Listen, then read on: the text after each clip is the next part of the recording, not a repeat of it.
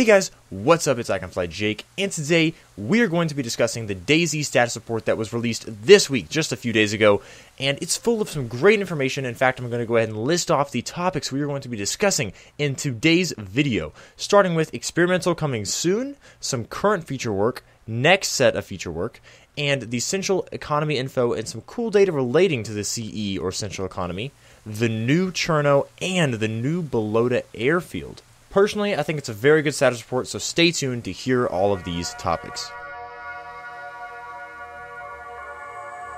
So first off, to do with experimental, honestly guys, from the way they're discussing, it seems like experimental is coming quote-unquote soon. Now, we've heard soon for years, so really, who knows how soon really is, but it seems sooner than it did 2 months ago for sure, and the way they're discussing is sort of teasing it that it's feeling ready. You can see this in the way they've left up some of the stress tests over periods of weekends.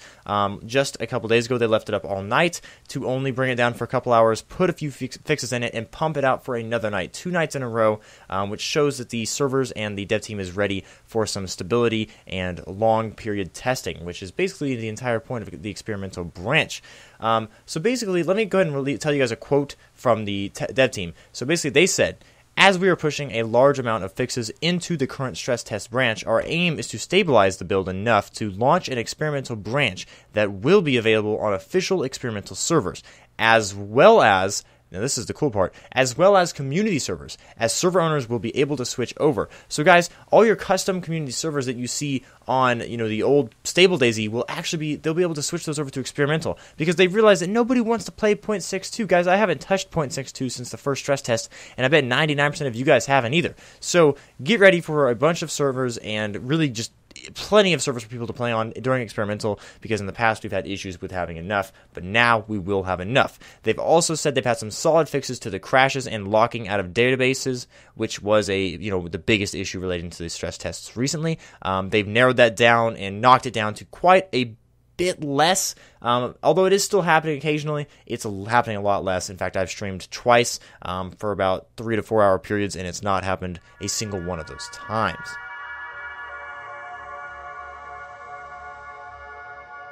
So next up with the current work, first up is hidden stashes, which if you guys didn't know, you're going to be able to basically dig some sort of hole and hide your loot there. Now, I don't really know how you're going to be able to find it again. I guess just by memory, there'll probably be a little indicator if you look right at that spot.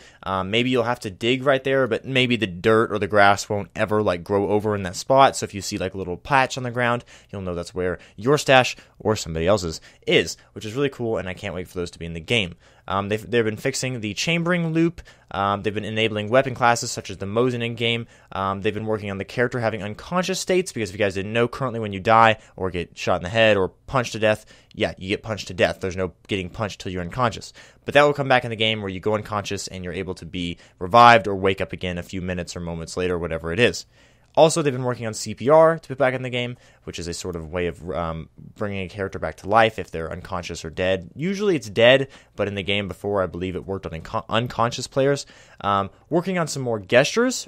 I just said gestures. I meant gestures. And I believe they actually have a really cool gesture, rolling, spin wheel of choices, kind of like PUBG has. I've shown pictures of this before. Also, working on repairing. I don't know if that means repairing vehicles or repairing items in game, and I'm guessing it's more about items, because vehicles are not coming until later in experimental, but they will be in the game before the full-on beta version. So I can't wait for vehicles, and I know everybody else can't either. They've also been working on the main menu being more polished, which it already looks pretty good in my opinion, so that shouldn't take too much work. In fact, most of this stuff I'm listing is current work and is mainly done.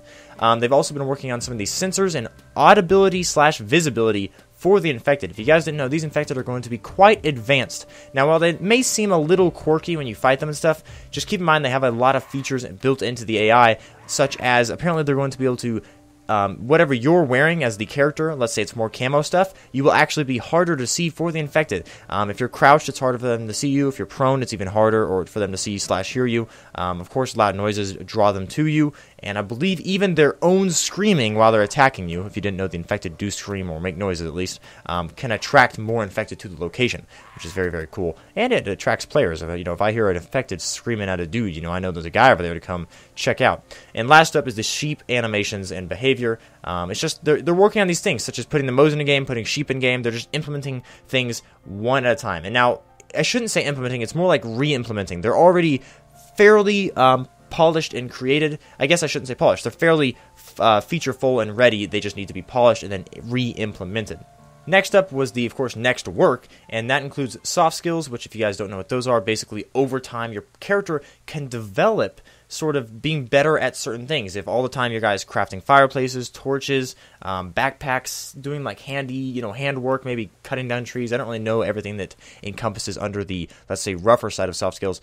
Then you will actually be able to do that sort of stuff faster. And there's actually a little icon on the screen that will start to grow or swap to the left or right based on the kind of skills your character is good at, which is very, very cool. They've been working more on fireplaces, which fires are already in the game, so that means they're working on either the fireplaces in homes or the more sort of like rough stone structures for fires that I kind of talked about in my last base building video just from a few days ago.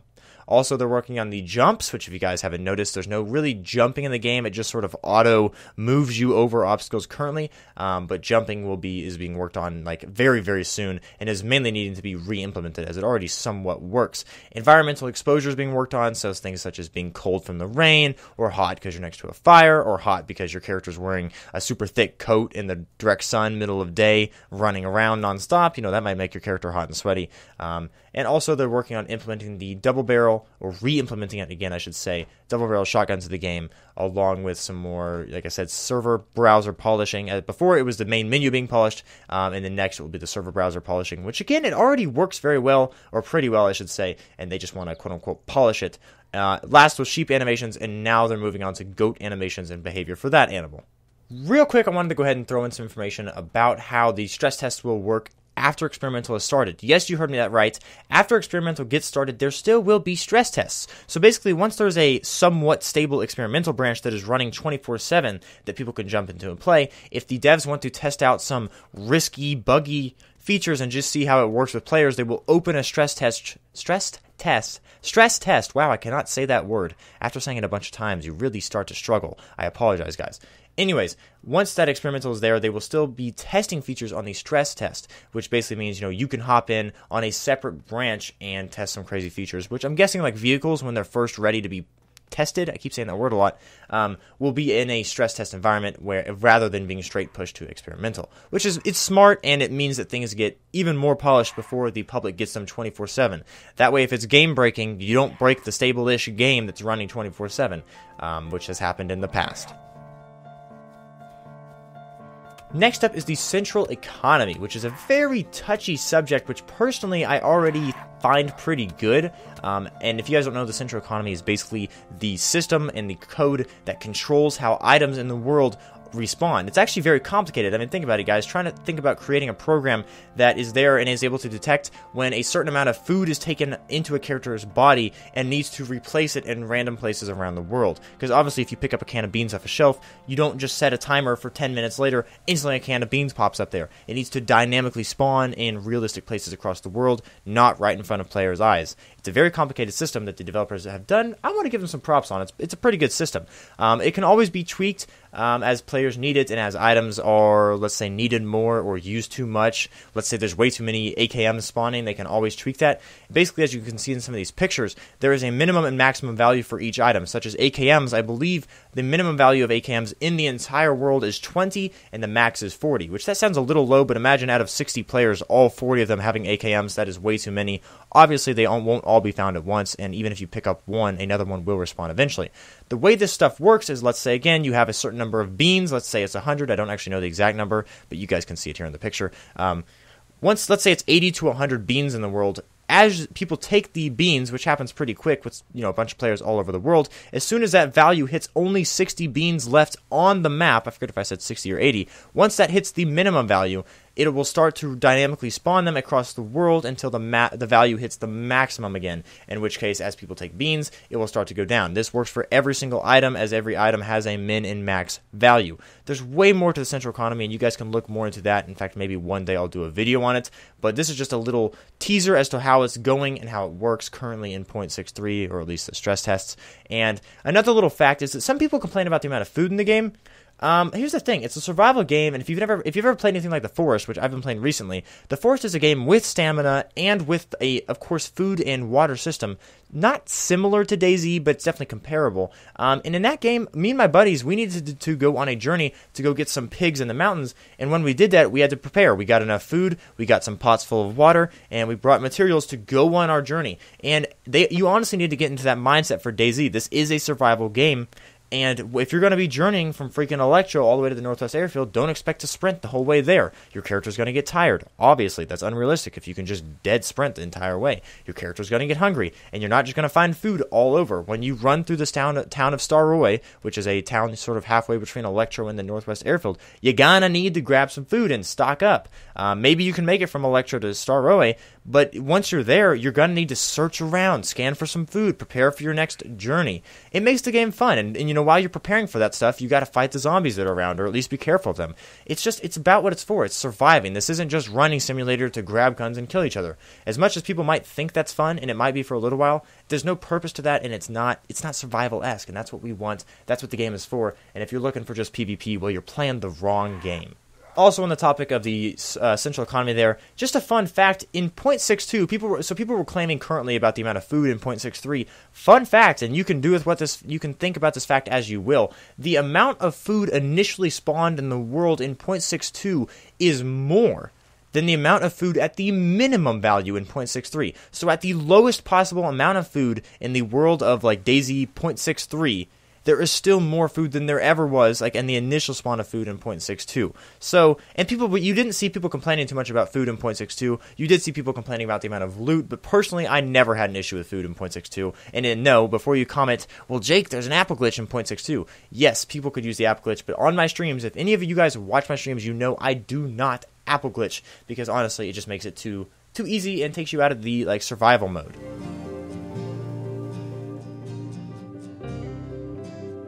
Moving on to the new Cherno. Cherno is one of the trademark cities of DayZ Standalone, or DayZ in general, as it has been around since the mod days. Very cool city. It's a city with the building that's been crashed into by a plane. And while I do say it's a new Cherno, I believe the building is still there, guys. The classic plane building, the classic fall-down building, kind of looks like a 9/11 incident, is still there. Now, I'm not going to go through and tell you about every single building that's been changed in Cherno. For yourself, you guys need to go and explore that, check it out in the stress test, or at least wait till when DayZ is somewhat more stable and experimental to go and run over there and check it out. The city's been redesigned. There's a few new types of buildings, along with buildings being moved around to make the city flow better, feel more like a, I guess, immersive city, and cool, and I'm guessing the loot distribution has been tweaked as well, because before, guys, in 0.62, there was not much of a reason to ever go there. The loot spawns were super low, the loot quality was super low, as in you're not going to find much or good loot even there, and honestly, it's a large run along the coast from Electro to Cherno, and guys, everyone loved the Cherno fights and existing in this classic city in DayZ, so doing some tweaks to Cherno, making it look really cool again, not even just tweaks, I mean redesigning it, not entirely, but majorly, is just going to bring people there, and also hopefully they tweak the loot, which I assume they will. Considering they're putting the work in to change the city up, they probably will tweak the loot as well. It's near to being polished, they said, which basically means it's already finished. They just probably need to add some more textures, tweak things around, make sure there's no bugs. And guys, that's the kind of stuff that gets tested in the experimental and stress tests.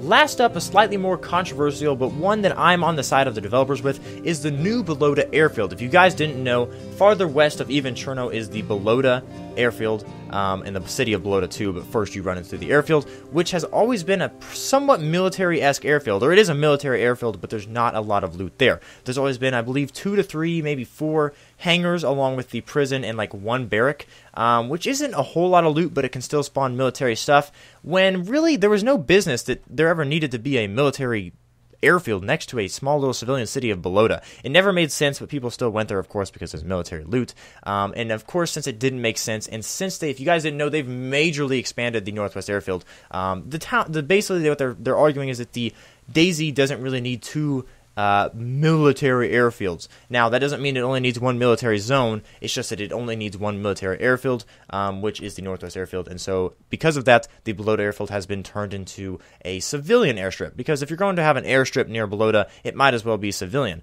Now, guys, before you get your hopes down, I want to say first, that doesn't mean that this airstrip, there's a reason they left it as an airstrip. Maybe one day we'll find helicopters there, civilian helicopters, or maybe one day we'll find planes there. Who knows? Maybe one day we'll see planes. We will for sure see helicopters. But I have my hopes up for some planes in DayZ. In fact, I'm pretty sure they're guaranteed. There's a yellow plane that's been teased in the past. I believe it was yellow, but there has been a sort of civilian-style plane teased in the past. Another little bit of information to bring your hopes back up with the Balota civilian airfield is the fact that there's still some military spawn points there. The story is that even though it is a civilian airport, once the infection broke out, the military took over areas of the airport, especially the entrances. In fact, you can see those in the photos here. And there's still, like, the military built temporary structures there, like some concrete thales, and there's still at least 3 spawns of militaries. There's 2 tents and a little hardcover bunker. You can see in the photo, there's still military spawns at Balota, and it's only a bit less than it used to have, and it makes a lot more sense. There might even be more. They may just have not included it in this photo. So anyways, guys, that wraps up the status report of this week for the DayZ development team. Very good status report with lots of good info. Make sure you guys drop a like on the video and subscribe if you aren't already to my channel for more DayZ content, and also check out the streams. Thank you guys for watching, and I hope to see all of you in my next stream or video.